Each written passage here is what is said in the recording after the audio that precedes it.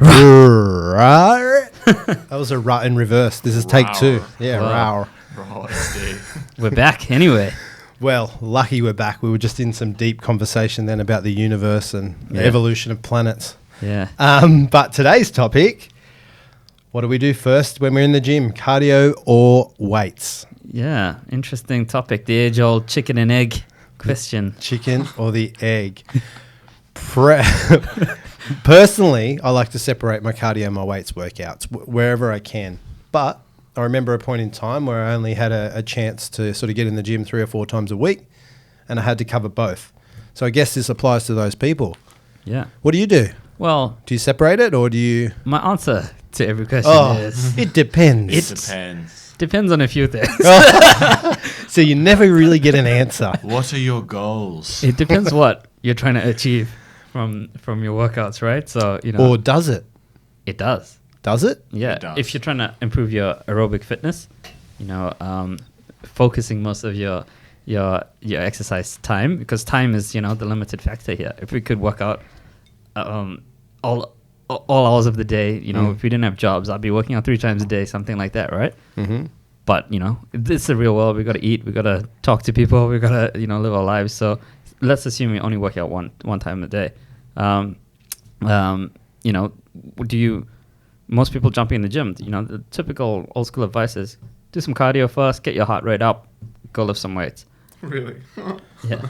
Yeah, like use 5 to 10 minutes of cardio as a bit of a warm-up, nothing too intense. That kind of makes sense. So, yeah. And look, I'd probably still agree with that. Yeah, but, you know, if you're focusing on building your aerobic endurance, you know, maybe that 10 minutes of cardio is probably not enough to get you to that level to really make some good improvements. There's 3 real scenarios, right? You want to get bigger or stronger, you want to lose weight, or you want to improve your cardiovascular output. Yeah, so, you know, depending on what your goal is, that's what you want to focus your effort on, and what you focus your effort on is what you do first. So the outlier is improving your cardiovascular fitness as your main goal. Obviously, you want to concentrate on cardio first. Yeah, and then maybe, you know, using weights to supplement that by offsetting the muscle loss that you're going to get from extended periods of cardio. Mm-hmm. But if you're like, you know, somebody that lifts weights like most of the people that we're talking to, not all of the people, but most of the people, you know, you're going to want to do your weights first. But that doesn't mean skip your warm-up. You know, you still have to do a warm-up to get your body primed for these main exercises. And a warm-up, which we'll talk about maybe in a future episode, is, you know, to prepare yourself in a few different ways. So why weights first? I guess we should probably look at like energy systems that we're using when we're doing cardio and then when we're doing weights and how it differs. Yeah. Well, I guess we could look at energy system, but the main thing is, you know, trying to make an efficient use of your time, right? Mm-hmm. If you burn yourself too much in cardio, you're going to compromise your weightlifting session. So if you want to have optimal weightlifting session, you know, you don't want to be too fatigued from cardio to do that. Yeah. And from a fat loss perspective, it actually makes sense to do cardio after weights also. Yep, I guess there's some benefits there as well. Yep. Well, when you're doing resistance training, right? You're not using your aerobic energy system. Yeah, that's correct. So you are actually burning glycogen at a higher rate doing weights. Yeah. And people would think the opposite. Like, I need to burn energy by doing cardio for fat loss. But in actual fact, you're actually burning more energy by doing weights. Yeah, and, you know, depending on the type of exercise you're doing, and we talked about this in a previous episode, you know, there's 3 main energy systems: your creatine phosphagen system, your anaerobic system, and your aerobic system. Depending on the intensity of the workout, that's what you're going to use. So, you know, sprints and jumping and explosive things, that's weights. Your creatine system. Oh, yep. Anaerobic exercise, like weights. Weights, yep. That's, you know, where you're going to be using your muscle glycogen and fueling your muscles that way. And then aerobic is really for lower intensity exercise, but things, you know, with a longer endurance, like running or even walking. So by doing weights first, you're utilizing muscle glycogen as your main sort of source of energy. Then, and how much sort of stored muscle glycogen have you got before you start to sort of, your body starts to look for other sources of energy? Like, how long can you train for doing weights before you deplete your glycogen stores? Well, everybody's different, but, you know, you've got muscle glycogen and liver glycogen, which both can be depleted during different types of training. But typically throughout a workout, once you've gone through all your glycogen, you're going to start shifting through to other energy systems. So when you're training weights, say you've burnt through all your muscle glycogen, what would your, like, utilizing the anaerobic system, what would be your sort of backup energy source from there? Is it fat or protein during weights? It depends, but it's probably protein, right? It's probably your muscles themselves that. I think Ross already knows the answer. I know he knows the answer. And Dhiren knows the answer too, and that's where sort of cardio and weights differ, right? You're both using muscle glycogen as your primary energy source to convert to ATP energy, but as a backup energy source, say you've trained 40 to 60 minutes of weights, you don't have endless amounts of muscle glycogen, so your body's going to sort of shift and start to look for other energy sources. When you're doing weights, it'll start to look for protein as an energy source, which is muscle tissue. When you're doing cardio, it'll look to use body fat or stored fat as an energy source. Which we've touched on before, and you've mentioned that that's a reason why guys who were in the gym lifting weights for an hour and a half will eventually plateau and stop seeing any more size, because they're running through their, once they run out of glycogen, you said they're running out, they're going through their protein. Well, plateauing has more to do with your adaptations to training rather than your energy. But like a good way to think about it is like gears on a bicycle, right? So at the hard gear, you're pedaling hard, but you can't last for that long. But you're going the fastest. At a lighter gear, you can pedal for a decent time and go a decent speed, but it'll still tire you out after a while. But then if you go to first gear on a bicycle, you're just going to be pedaling forever, but you're not going to be moving too much. And that's kind of like the difference between your energy systems, I love your analogies. Yeah. That's a good analogy. But yeah, so there lies the problem with doing cardio first, right? You're doing 20 to 30 minutes of cardio. You're primarily using muscle glycogen. You've used up, half your muscle glycogen, and then you start to do weights after it. You might use the remaining muscle glycogen that you've got stored.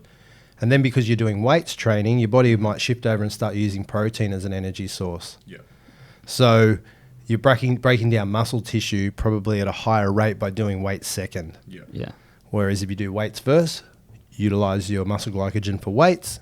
When it's time to do cardio, that lower intensity, slower sort of activity, you will use stored body fat as your energy source. So on that, it sounds like regardless of your goal, you do in general want to be doing weights before cardio. Unless your goal is to significantly improve your cardiovascular fitness. Cool. Yeah. Well, then weights probably wouldn't be a huge factor in your whole training regime anyway. It might just be a supplementary exercise you do. And I can imagine most people who follow those goals are already long distance runners who probably aren't too worried about losing body fat in the first place.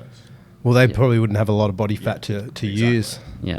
And I guess that's probably the best way to put it. If you're doing anything but focusing on your aerobic capacity, do weights first. But in the ideal world, depending on your sport, because you might have requirements to improve your fitness and improve your strength, right? Rugby league. Yeah. Well, then maybe you'd be doing splitting these trainings to different days and trying to optimize them to get the most out of it. Good example is boxing, right? Boxing and martial arts, I guess, you do your training, you do your, but you never do your weights on the same day. Yeah. Yeah, except you do it. I was reading, just before we came in here, I was just reading a study that came out of the University of Tokyo. It was published in Medicine and Science and Sports. I'll just read it out. It found that doing cardio after weight training burned more fat during the first 15 minutes of the cardio session than doing the cardio before lifting. So it sort of backs up what we've just sort of talked about then. Yeah. What about Epoc? What do you know about Epoc? Oh, from The Simpsons. Yeah.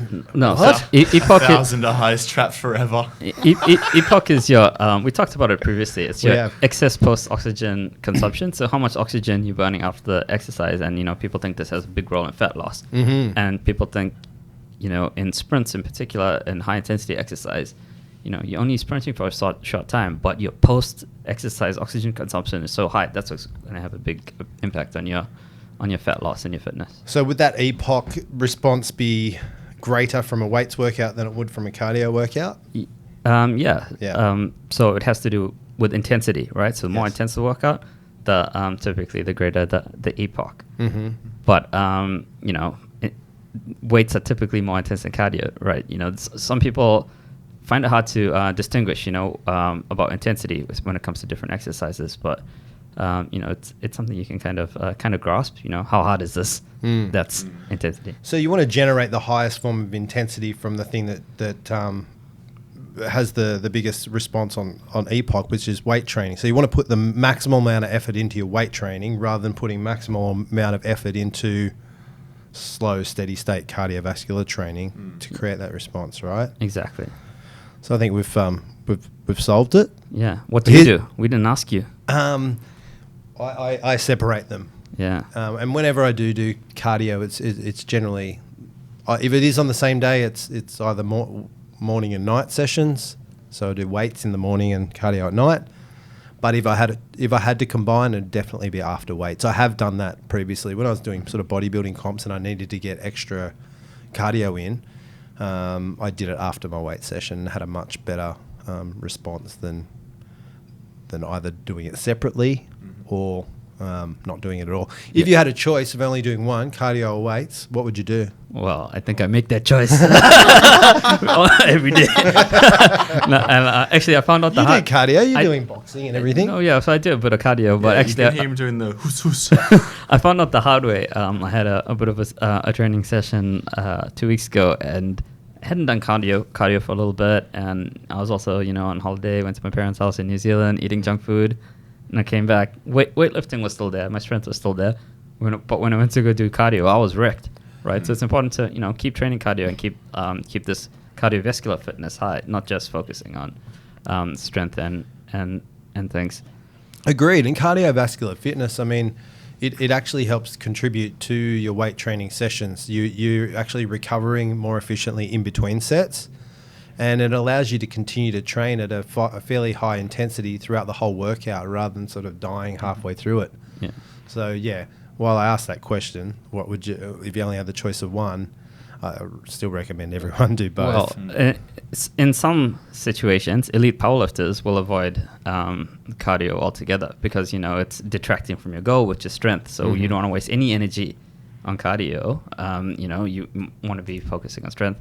Might not necessarily be the most sustainable approach, but just before a weightlifting competition, you're not going to be wanting to do any cardio at all. Yeah, no, that makes sense, and it again depends on the sport, and probably powerlifting and Olympic lifting, things like that, are probably the exception.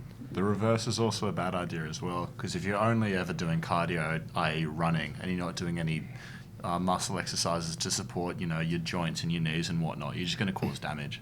Look, it's a fine line. If you've got like an endurance athlete, right? Usually they're a smaller frame, low body fat style athlete.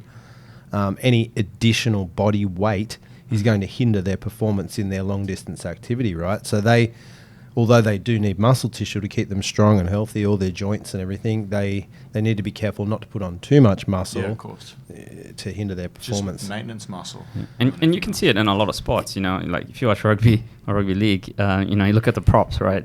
That's why they rotate them so often. These guys are, packed full of muscle, not known for the best cardiovascular fitness, so they have to substitute them, more frequently than like a half, for example. Yeah, and that's changed heaps over the years. Even if you look at rugby league, the game has become that fast and that open now that even the forwards, they're still big boys, but they're much leaner. Got some speed. Yeah, you got speed and agility, and it has become a very different game.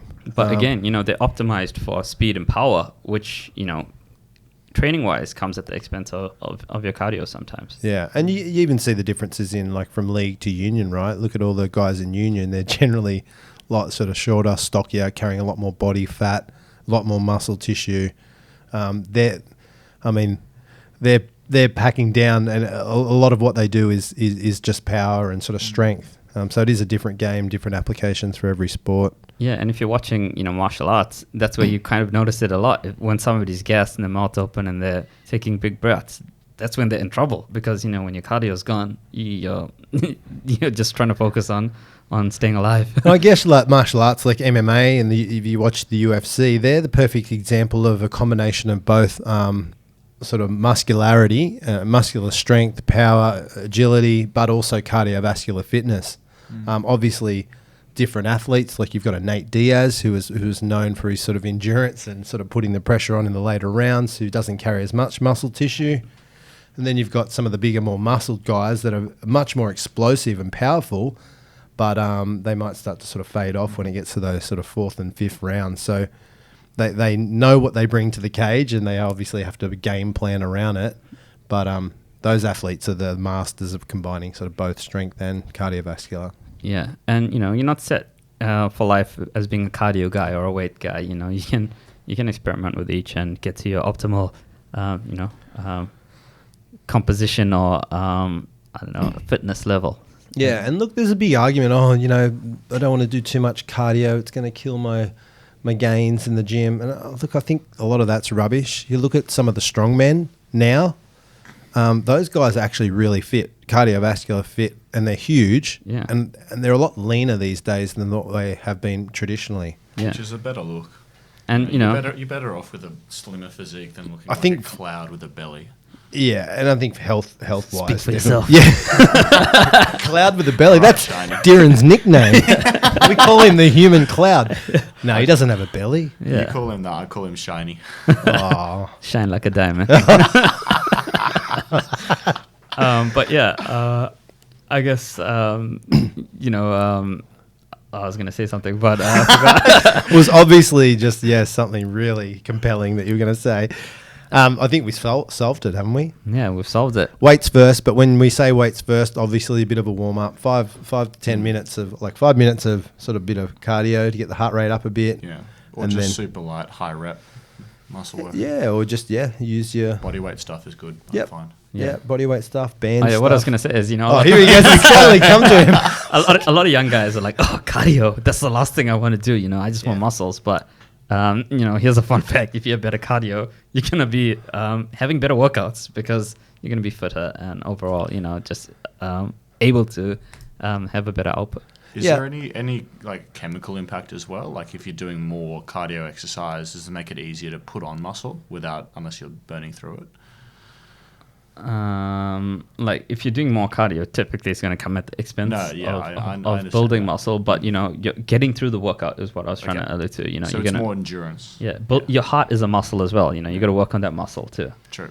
Look, if your goal is to build muscle, you still need to do cardio, but you would just have to adjust your caloric intake to offset the activity that you've done. So you just make sure you're consuming enough calories. You're not going to eat into muscle tissue just because you decide to do cardio. Okay. Yeah. Well, what cardio do you guys recommend doing then? I like shorter form cardio but higher intensity and less often. Yeah, like what Dhiren does, sprints. I like to jump on the assault bike and sort of do interval training on that. Yeah, same.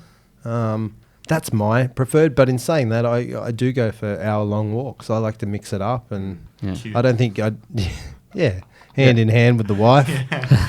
Sunset. But I mean, mix it up. Yeah. Like, because a high-intensity cardio session isn't super fun. No. But going for a nice long walk down to the beach or whatever is quite nice and enjoyable and fun. It's not as... Yeah. I do a half-an-hour walk every day.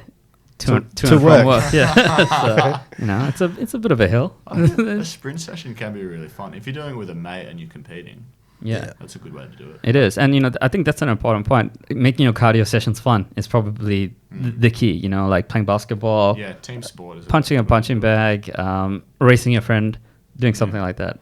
Racing your friend? Yeah. We're grown men here. Yeah. Oh, I'll race you to the shops. No. You go down. You don't do that? Go down to the track together, just do 100 meters. I'll race you to the bus stop. It's more like, I'll kick your ass. You can't beat me. No, I reckon that's key. Like for cardio, no one wants to stand on a treadmill. Oh, boring shit. I know, and stare at the clock, pass. Find something else. I do pretty much zero cardio outside of basketball. But that's enough. Like the amount of basketball you play, that's cardio. Yeah. Like between training and games. Yeah. Yes, And it's disguised as a fun activity. Cardio has lots of benefits, to your mental health and your ability to come up with ideas. Apparently, so Really? Yeah. You must do a lot. Well, that's why I've got a lot of stupid ideas. Ideas or jokes? Both. Well, you don't have any good jokes, so maybe you should step it up. I feel like all we've done today is try to convince sort of gym heads to go and do some cardio. But if that's the result, so be it.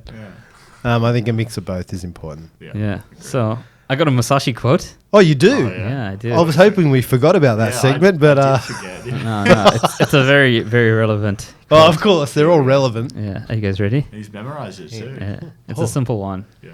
Step by step, walk the 1,000-mile road. Step by step, walk the 1,000-mile road. Yeah. Cool. So just keep moving forward, and you'll make progress. Is that Just the key here? moving. Just keep moving forward. Well, if you think about it as a 1,000-mile road, it's daunting. But if you just do one step at a time, you can get there. So Eventually, you get to the end of the road, exactly. So and you die. Wow. well, They brought it down then, didn't I? come full circle. But yeah.